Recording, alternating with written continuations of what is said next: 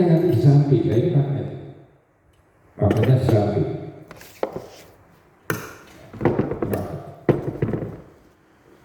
Kalau yang ini radial flux magnet, tapi yang model B tipe V berada di dalamnya. Jadi yang lubang-lubang V ini Pak, itu nanti diisi magnetnya, magnet permanen. Sedangkan yang statornya nanti dililitkan di sini, kayak yang kita nyala traktor. Jadi motor 2 kali itu cuma segede ini Pak, itu motor 2 kali. Jadi diameter rotornya cuma segini. Bayangin kalau jadinya membuat sendiri diameter rotornya segini, pasti porsinya jauh lebih besar. Nah, terus yang lagi berdiri di sana di atas meja dengan hitam silver, itu motor PMSM 20 kali. Itu dulu yang pertama kali kami pasang di Karimun Pak, cuma ada permasalahan kontrolnya jebol. Terus kita beli lagi, kontrolnya ada masalah, cuma kita tidak bisa mengakses ke dalam. Karena kita minta petunjuk dan lain sebagainya dari sono, dari penjualnya itu dia pernah dikasih. Dan memang waktu beli itu tidak ada satu kalimat pun petunjuknya. Jadi kami cari-cari sendiri. Akhirnya kita lepas, kita ganti 10 kali yang banyak di pasaran sini. Itu dulu mahal Pak. Kami beli satu set antara kontrol sama motor itu 68 juta. Sukses pertama, coba oleh pimpinan bagus, terus pimpinan turun saya pakai salon di depan. Jebol. Tadinya saya suruh coba lagi, hati Pak. Ya, tadi diminta untuk disut, malah saya juga diomelin sama pimpinan. Ya karena memang baru jalan Pak, belum benar-benar ready. Terus saya coba mengkawal. Jadi begitu saya gaskan sedikit yang namanya apa? 20 kali, lumayan dibandingkan yang 10 kamu jalan tenaga.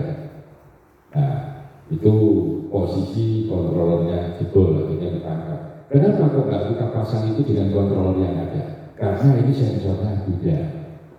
Nanti kalau kita sudah ketemu sensornya di motor, sensor posisi, yang ini menggunakan yang namanya resolver, tapi yang ada yang kita konversi dan lain sebagainya itu rata-rata menggunakan sensor Hall. Bedanya di sana. Nah, yang paling banyak digunakan itu Bapak untuk kendaraan listrik itu yang model BLDC dan PMSM. Apakah itu beda? Sebetulnya tidak juga. Kalau BLDC itu istilahnya basis DC motor. Kalau PMSM itu permanen sinkron, permanen magnet sinkron motor. PMSM. BLDC rata-rata juga sudah menggunakan permanen magnet. Gitu. Hanya saja kalau konsumsi BLDC, dikatakan BLDC itu rata-rata untuk kontrolnya, modelnya belum sinusoidal tapi trapezoidal. Masih ada unsur kotaknya. Nanti kalau dari sisi konstruksi motornya, sebetulnya sama, tidak ada beda.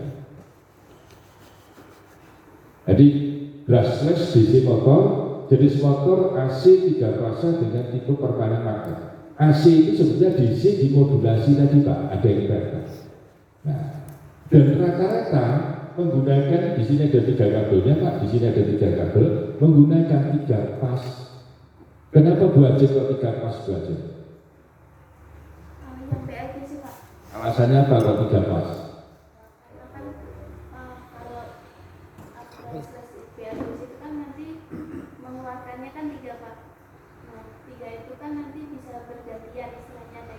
Bergantian. Kalau 2 bisa bergantian ya? Bisa Pak. Bisa. Kenapa kok 3? Kok nggak 2? Yang di trainer itu kan contohnya sudah 3 pas ya Pak. Nah itu kan berarti prinsipnya itu sama dengan alternator yang di mobil. Ya. Nah kalau 3 pas kan terkait nanti arus yang dikeluarkan itu kan lebih yang dibutuhkan yang dikeluarkan itu lebih besar. Itu. Karena 3 pasnya. Jawabannya sebenarnya simpel. Kenapa kok 3 pas? Karena kalau 2 kurang, 4 kebanyakan. Maka pasnya itu 3. Iya Bu. Jadi mayoritas yang digunakan adalah motor 3 pas itu Pak. Kalau jenengan belum membayangkan di kendaraan listrik, membayangkan motor yang standar industri, ya, Jadi kan bisa melihat dari sisi dimensi satu contoh. Yang satu pas dengan 3 pas dengan daya yang sama, pasti dimensinya lebih gede yang satu pas. Ya. Untuk daya-daya yang perlukan gede, rata-rata pasti menggunakan 3 pas. Ya ibaratnya kalau kita ngangkat meja, makin banyak orangnya makin ringan. Tapi kenapa kok gak dibuat 5 pas, 6 pas dan lain sebagainya? Dan 3 pas nanti diduplikasikan juga sama. Artinya sudut kutubnya ini diperbanyak, jumlah kutubnya ini diperbanyak, kan juga sama. Sehingga sudut kutubnya kan jadi kecil, ya kan? Artinya apa? Porsinya nanti akan juga makin besar. Oleh karena itu, semakin banyak jumlah pasang full magnet yang ada di motor tersebut dengan kendali frekuensi yang sama, putarannya makin rendah. Semakin sedikit putarannya makin tinggi. Dengan daya yang sama itu Bapak, jadinya bisa dapat motor yang putarannya tinggi atau motor putaran rendah. Kalau yang putaran tinggi pasti torsinya kecil, yang putaran rendah torsinya besar. Maka untuk memperbesar torsi itu dibuat kutub magnetnya lebih banyak. Tetapi konsekuensinya sistem kontrolnya, frekuensinya juga harus lebih tinggi gitu. Contoh nih, kalau frekuensi kontrol saya misalnya 100 Hz, saya pasang dengan yang 50 magnet misalnya, itu mampu berputar 50 rpm. Terus saya pasang pada yang 10 magnet, maka dia bisa berputar 5 kali lipatnya. Tapi kalau saya pasang di jumlah magnet yang 10 misalnya, maka dia akan berputar setengah kali. Karena frekuensinya dia tetap. Nanti kalau sudah ketemu di motor, 1 stepnya itu berapa derajat? Kalau motor standar yang hanya 1 pasang full magnet, 1 step gerakan rotori jadinya itu hanya berapa kira-kira? 60 derajat. Tapi kalau jumlah full magnetnya ditambahin, saya kalikan 2 misalnya, maka gerakan 1 step bukan 60 tapi 30 derajat. Lebih pendek tapi torsinya lebih luas. Ini nanti ketemu di motor itu akan lebih jelas. Jadi baru macamnya motor di PMSM Ibu Bapak permanen magnet sinkronis motor sinkron yang menggunakan magnet permanen pada rotor yang menghasilkan medan magnet konstan. Artinya apa? Dinamakan sinkron Ibu Bapak, pemicu yang di rotor, pulsa yang diberikan di rotor ini untuk membangkitkan kemarikan di rotor itu sinkron dengan putaran yang di stator sinkron dengan putaran rotor. Dan yang membuat sinkron nanti apa? Adanya sensor posisi tadi, Bapak. Kalau sensor posisi tidak ada, itu bisa tidak sinkron. Contoh, dengan jalan nanjak terjal, ya, pedal gas diinjak penuh, motor itu harusnya sudah berputarnya sesuai dengan frekuensinya controller. Itu berputarnya sudah lebih kencang. Tapi karena tertahan, dia berputarnya terlambat, maka ada slip antara informasi atau perintah yang diberikan ke rotor dengan putaran stator. Itu dinamakan slip. Makanya unsinkron atau motor yang tidak sinkron. Nah, nanti ada itu di motor Pak, lebih detail ya. Jadi mulai kalau kita lihat dari sistem penggeraknya atau Ibu Bapak, atau kalau lihat dari motornya, mohon maaf. Ini kalau kita perhatikan dari motornya, ada motor yang terpasang di roda yang begini, ada motor yang dipasang seperti ini, maka ada istilah motor yang inner runner sama outer runner, atau kalau di sana inside rotor sama outside rotor. Yang mesin cuci tadi itu model yang hub, itu yang luarnya yang berputar, berarti outer runner, atau di sana outside rotor namanya. Jadi yang berputar itu di drum, itu yang dipakai di sepeda-sepeda listrik itu Bapak. Hub motor, itu yang outer runner. Sedangkan yang model mid-drive, yang model kayak gini, yang inside rotor atau inner runner itu yang berputar tengahnya. Yang seperti motor starter, motor-motor pada umumnya itu yang berputar yang di dalam. Tapi kalau yang hub itu yang berputar yang di luar. Motor drum itu rata-rata model yang berputar di luar. Motor drum. Nah, itu kalau kita lihat dari siapa yang berputar, itu ada outside rotor, ada inside rotor, ada outer runner, ada inner runner. Kemudian kalau kita lihat modelnya ada hard motor, itu outside, terus ada motor dengan diferensial, itu pasti pakai inside. Motor yang inside yang samping ini itu yang sering kali disebut dengan model mid drive. Mid drive. Jadi penggeraknya itu ada di tengah Pak. Kalau pakai yang sebelah kanan ini, gitu, itu kan pasti pakai penggerak rantai atau tali kipas atau cengkel. Pasti ditaruh di tengah, maka diistilahkan mid drive. Pakai motor itu tapi kalau disalur samping dinamakan side drive. Jadi kalau jenengan sempat mendengar istilah mid drive, hard drive, side drive, itu hanya posisi penempatan motor. Untuk yang mana? Untuk yang buat, kan kita beli sama mereka. Yang bentuk yang buat. Lebih untuk yang mana tergantung kebutuhan kita itu Bapak. Nah, oleh karena itu ini hanya sekedar pesan saja, boleh dijalani boleh tidak. Seandainya nanti jenengan di sekolah mau melakukan konversi, terus motor yang ada itu motor metik itu Bapak, jangan dibuat mid drive kalau menurut saya. Kenapa? Karena selama ini yang dibuat mid drive, jenengan mengorbankan mesin aslinya. Karena di bagian CVT-nya itu dipakai, yang mesinnya dibuat. Artinya apa? Itu jadi terbelah menjadi dua, tidak bisa lagi digunakan untuk praktek. Maka kalau saran saya lebih baik dengan manfaatkan yang hard drive. Dibelikan motor yang hard drive, tinggal bikinin arem saja. Sehingga yang mesin aslinya metik tadi masih itu bisa dijadikan stand untuk sepeda motor metik, itu loh Pak. Karena beberapa kali saya lihat teman-teman saya, karena mesinnya jadi tinggal separuh Pak, protola. Bagian yang sebelah di poros engkolnya itu ya, itu dipakai karena ke kuli ini ya CVT-nya. Dan kuli CVT juga dibongkar, diganti bibel, jambel atau diganti rantai, biasanya seperti itu. Jadi CVT-nya tidak lagi dimanfaatkan. Artinya apa? Hanya casingnya saja dipakai. Mesinnya akhirnya kepelotolan, nggak bisa digunakan. Kalau saya lebih cenderung beli yang hard drive, kemudian saya buatkan arm. Kalau nggak mau ribet-ribet buat, saya biasanya belikan arm yang ada, tinggal modifikasi depannya. Sudah beres. Lebih murah, lebih enak. Ini. Itu kalau jangan mau melakukan konversi dan yang mau dikonversi kebetulan misalnya sepeda motor metik ya, kalau menurut saya gunakan hard drive saja, lebih gampang konstruksinya dan kemungkinan besar berhasilnya itu jauh lebih tinggi. Karena beberapa teman-teman yang memodif dari CVT ya, itu tidak 100% berhasil Pak. Bisa jalan tapi nggak bisa kencang, bahkan kalau misalnya motornya itu tidak hidup Pak, didorong itu tidak bisa.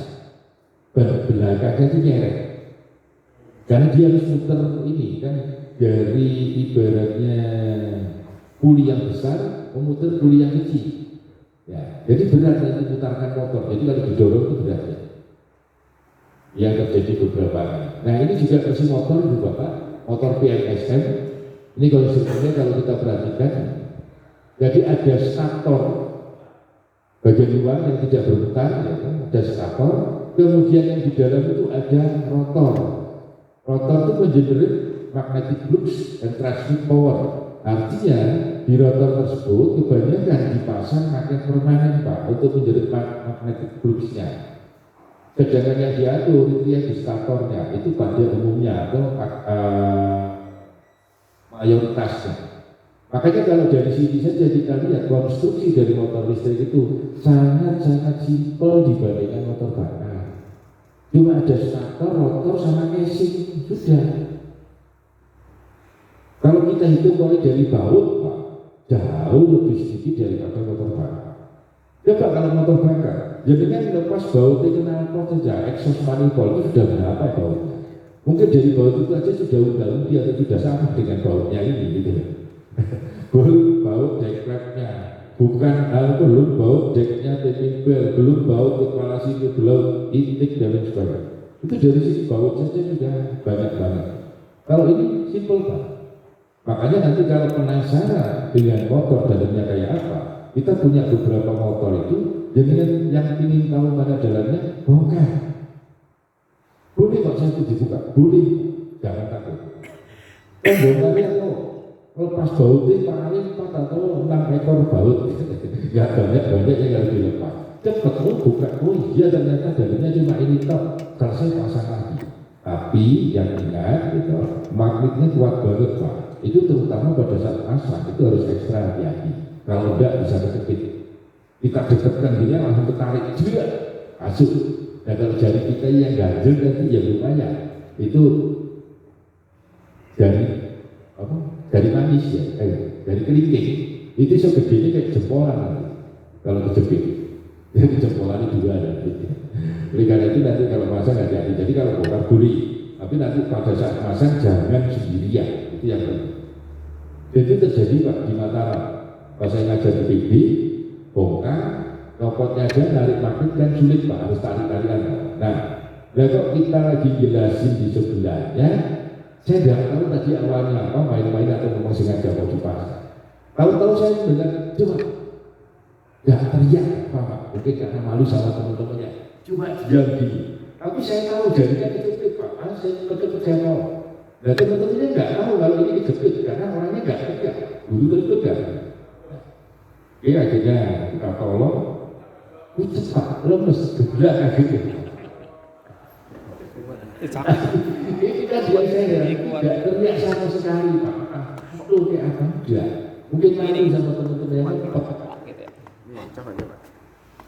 Wah banget, kalau ini nggak terlalu Pak, nanti motor yang hitam itu ada yang putih gini, nanti yang modelnya kayak ini. Nah, ada yang modelnya kayak gini, ini ada reduksi gearnya di dalam, yang model kayak gini yang 2 kW itu ada. Boleh nanti kalau misalnya mau gini. Oke, nah dari motor Ibu Bapak tidak langsung ke gearnya diferensial. Untuk di M4 rata-rata masih memanfaatkan reduksi gear. Dan selama ini kalau saya perhatikan itu rata-rata perbandingannya mencapai 1:10. 1 putaran motor, 10 putaran motor baru 1 putaran roda. Nah, putaran gearnya diferensial. Kalau di motor bensin rata-rata sekitar 1/4. Jadi kalau jadinya dia pinion gear, jamarin gear itu kalau dihitung kebanyakan 1/4 sampai 1/5. Kalau ini 1:10, kebanyakan sampai 1/13. Kalau teman-teman mempertinggi rasio itu biasanya untuk teman-teman off-road supaya untuk tanjakan kuat. Nah, mempertinggi rasio. Ini reducer, ini mekanik Pak. Nah di situ 7,4. Tapi di realnya saya sempat menghitung itu kebanyakan di 1:10. Itu 7,4. Kalau fungsi diferensial nggak perlu saya jelaskan. Nah, di sini ada fungsi untuk parking. Kenapa di kendaraan listrik itu ada fungsi ini, Ibu Bapak? Karena hambatan putaran motor itu jauh lebih ringan daripada motor bakar. Kalau kita hanya mengandalkan handbrake terus handbrake loss, nggak ada yang gandoli Ibu Bapak. Enteng. Oleh karena itu, di sini ada mekanika untuk sistem parkingnya. Begitu parking dia di lock seperti punyanya transmisi matic. Ya. Jadi kan kalau mobil yang matic begitu masuknya di P kan nggak bisa didorong, karena ada yang nolongin. Di N kan baru bisa didorong, ya kan?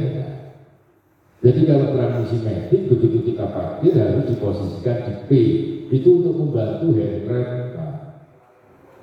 Apa iya Pak saya itu handbrake bisa loss? Saya pernah melihat dengan mata kepala saya sendiri Pak. Waktu itu mobil Kijang itu turun ke jurang dengan sendirinya Pak. Ya untungnya jurangnya nggak terlalu dalam Pak, tapi ya ada kalau misalnya 3 meter Pak. Dan syukurnya tidak ada orang, jadi ditinggal ke belakang. Jadi parkir di pinggir jalan, sebelahnya itu jurang, apa istilahnya sungai kering gitu loh Pak. Sungai kering, terus di baliknya di seberangnya sungai kering ini makam. Nah orangnya itu pergi ke makam. Nah saya posisi ada di seberang jalan Pak. Jadi begitu orangnya sudah masuk ke makam, kok tahu-tahu saya tidur, kok mobil ini gerak sendiri, lorot Pak. Nah, rodanya kebetulan mengarah ke arah jurang tadi, ya sudah, gerak masuk Pak. Nah, rumpet dalam situ. Itu kata hendak model tidak dimasukkan gigi. Oleh karena itu kalau transmisi manual, saya membiasakan diri, handrem tarik, gigi masuk, mobil dilepas. Ya, sehingga kalau ada meloroti handrem masih tertahan oleh engine brake. Dan masukkan gigi kalau bisa di gigi satu supaya kan dorongnya berat Pak. Tapi kalau naik langsung di P. Kalau saya posisi dia terjal dari naik atau turun Pak, itu kemudi selalu saya putar di posisi di mana kalau terjadi melorot misalnya, itu larinya ke dampengan Pak, bukan ke jurang. Jadi kalau misalnya di sini ada dinding tebing, ini jalan, terus di sini tebing turun gitu Pak. Maka kalau posisi misalnya menjadi begini, roda pasti saya arahkan ke tebing. Itu feeling saya sudah seperti itu. Supaya apa? Kalau handbrake sama engine brake-nya tidak mampu menahan, lonjong supaya berhenti di tebing tersebut gitu loh. Kalau kita arahkan ke sana ya sudah jatuh kan gitu. Nah itu. Ya karena kebiasaan ada di hutan kalau off-road itu Pak, akhirnya saya memikirkan ke sana. Wah ini posisi sulit, saya harus berhenti di sini. Gimana caranya supaya nanti tidak lorot? Oh kadang-kadang handbrake-nya masih pakem Pak, engine brake juga pakem, tapi karena traksi tidak ada, kelorot Pak. Kalau jalan tinggi kan gitu Pak. Nah kalau kelorot ini mengarahnya ke tebing kan kita masih aman. Ini yang pilih. Oke, itu reducer Pak. Nah kemudian sistem kontrol yang lain masih ada. Dan ada sesuatu yang ya kan setiap lewat ini lagi 2 jam loh, maksudnya apa? Maksud sana nggak ada. Oh nggak ada. Oke. Jadi balik ke motor tadi Pak, mungkin saya perlu penjelasan lebih dalam lagi yang terkait dengan tadi dijelaskan bahwa semakin banyak sudutnya itu putaran semakin lambat ya, semakin mudah dan torsinya itu semakin tinggi. Nah, itu mungkin dijelaskan korelasi antara itu sebentar lagi Pak, nanti di motor lebih jelas ada gambarnya. Oke, awet. Nanti ada lebih detail bagus begitu. Oke, kita lanjutkan dulu dikit ini. Nah, kalkulasi jarak tempuh itu Bapak.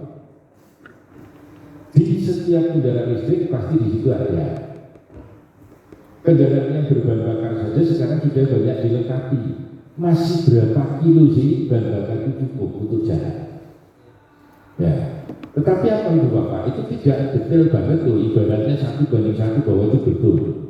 Kalau misalnya dikatakan di situ 10 kilo masih 10 kilo, apakah 10 kilo persis? Ya, biasanya masih lebih dari 10 kilo, cuma lebih dari 10 kilo. Contoh kayak jarum dengan bensin itu, meskipun posisi sudah di E, ternyata bukan kosong, masih ada reservoir di sana yang memungkinkan jalanan masih bisa jalan untuk mencari pom bensin. Nah, sampai lampu gambar bensinnya nyala, itu pun jadinya masih bisa jalankan lumayan jauh kan gitu Pak. Bukan berarti begitu nyala langsung mati. Kecuali kalau mobil saya itu beberapa tidak ada kontrolnya itu Bapak, kontrolnya jadi ada.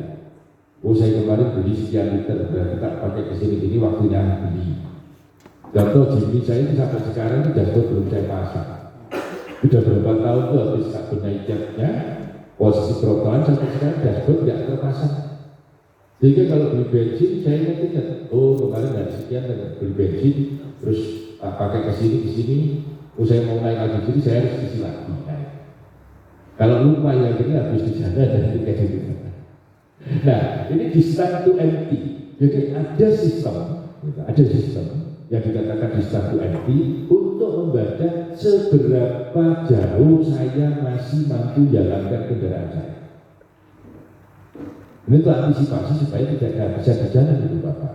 Nah, jadi di situ DTE ya mengkalkulasi energi baterai ya, dengan informasi jalan yang ada, sehingga masih mampu berapa kilo itu Bapak. Kemudian kalau BMS itu jelas kalkulator baterai energinya, terus di sana ada APM, provide the route information up to the destination ya. Terus ada display DTE nya. Jadi di situ yang dibulatin kuning itu Ibu Bapak, kalau kita perhatikan ada angka 238 km. Artinya apa? Kita masih mampu untuk menjalankan kendaraan kita di 238 kilo lagi. Apakah kalau 238 kilo pasti habis? Belum tentu. Biasanya masih ada sisa. Jadi apa istilahnya? Supaya orang tidak sudah bisa di situ. Masih ada toleransi lah, ibaratnya seperti itu.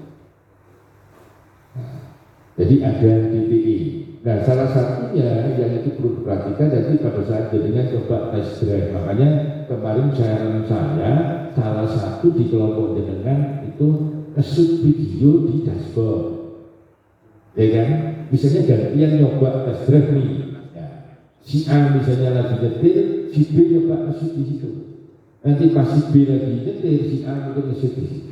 Nanti jadinya ambil gambar video yang bagus. Paling tidak jadinya bisa tunjukkan ke anak-anak display yang ada di sana apa termasuk distance to empty DTE. Jadi supaya nggak kehabisan di sana. Contoh misalnya, ini jarak tempuh speknya 300 kilo nih, saya isi penuh, saya perjalanan ke sini ini nggak sampai 300 kilo, man kita. Tapi kalau kita misalnya tadi lupa ngecasnya kapan? Ya kan? Apakah penuh atau tidak? Kita juga bisa patokan pada DTE, distance to empty. Oh, ini masih sekian kilo nih, kita pakai. Kadang-kadang mohon maaf Ibu Bapak, pas saya bawa motor terus waktunya pulang hujan deras, kadang-kadang saya pakai budi, saya bawa pulang. Tapi begitu saya on-kan, saya lihat dulu DTE-nya. Oh, ini masih 40 kilo aman, tak pakai PP ke rumah, karena kalau PP paling banten 15 kilo, kan sekali jalan sekitar 7 kilo lah lebih. 15 kilo, wah kan berarti besok saya bisa balik lagi ke kantor tanpa harus ngecas di rumah.